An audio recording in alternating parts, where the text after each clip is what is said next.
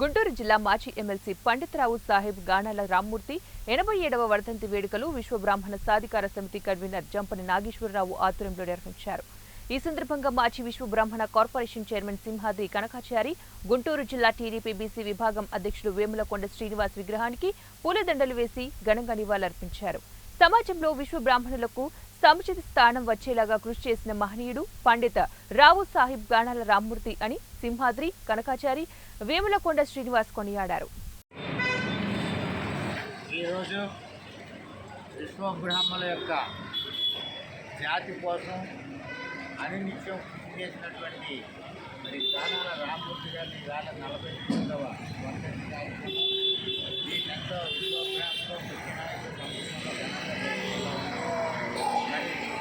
ప్రభుత్వంలో మద్రాసు రాష్ట్రం సంయుక్త రాష్ట్రంలో విశ్వబ్రాహ్మణుల తరఫున మొట్టమొదటిసారిగా ఎమ్మెల్సీగా నియమింపబడి ఓసీలో ఉన్న విశ్వబ్రాహ్మణులందరినీ కూడా బీసీలోకి వచ్చేటట్టు చేయడమే కాకుండా అనేక సంస్థల ద్వారా, ఆర్గనైజేషన్స్ ద్వారా విశ్వబ్రాహ్మణుల యొక్క గొప్పతనాన్ని, జాతి యొక్క ఔన్నత్యాన్ని కూడా దేశాల్లో చాటి చెప్పినటువంటి గొప్ప మహనీయుడు గానాల రామ్మూర్తి గారు.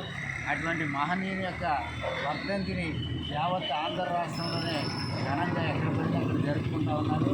అందులో భాగంగానే ఇంతకుముందే నియోజకవర్గ ఎమ్మెల్యే అలా మాధవ్ గారు వచ్చి పూలమాలను వేసి ఇవ్వడం జరిగింది.